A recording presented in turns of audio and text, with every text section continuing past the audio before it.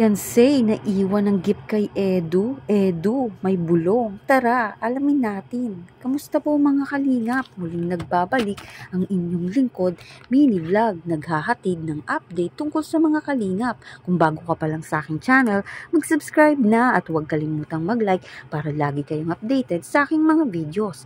Maaring tapusin po muna natin ang video bago po tayo magkomento. Diwa nga po ng anniversary si Kalingap Edu at Fiancé at talaga namang pinaghandaan itong pagdiriwang ng first anniversary ng EDC na manghanga itong si Fiancé sa sorpresa sa kanilang anibersaryo at talagang may pa fireworks display pa.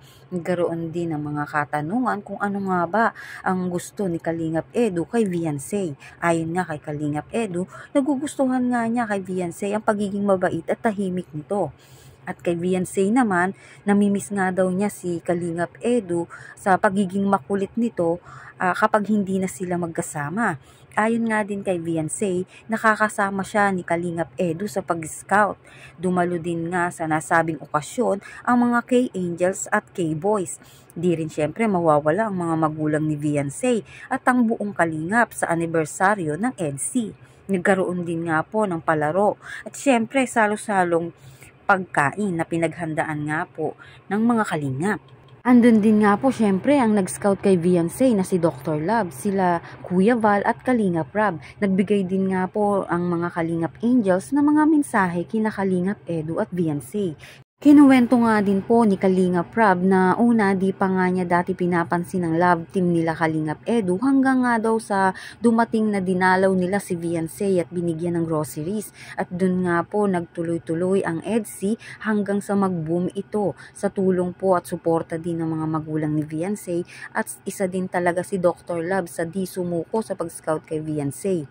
Lubos din ang pasasalamat ni Kalingap Rob sa lahat nga po ng sumusuporta ng EDC at ang EDC nga ang pinakamatagal at pinakasikat na love team sa Kalingap at deserve naman nila Fiancé at Kalingap Edu yun. Doon naman po tayo sa gift ni Fiancé kay Kalingap Edu. Nalimutan nga po iyon ni Fiancé sa kotse ni Kalingap Edu. Ayon naman sa bulong ni Kalingap Edu ay yung nasa harapan na lang daw niya ang regalo. Talaga namang kinilig itong si Fiancé. Ang sabi nga ni Fiancé ay gusto mo. Naku, talagang kakaiba talaga ang hatid at kilig sa atin ng EDC. Regalo mo, alin? Hindi ba yung nasa harap ng regalo? Gusto mo?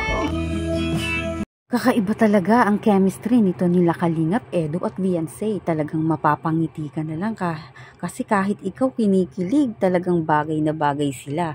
Parehas din down to earth ang dalawang ito. Kaya nga ang mensahe ni Ate Edna Matubang ay stay humble dahil doon nga po lalo silang nagugustuhan ng mga fans and viewers nila. Alam naman natin na si Fiancé ay sikat na sikat sa buong Kalingap at di pa din nagbabago ang ugali ni Fiancé kaya lalong minamahal ng mga fans. Hanggang dito na lang ang aking video. Binabati ko nga po si Kalingap Edu at Fiancé ng happy first anniversary.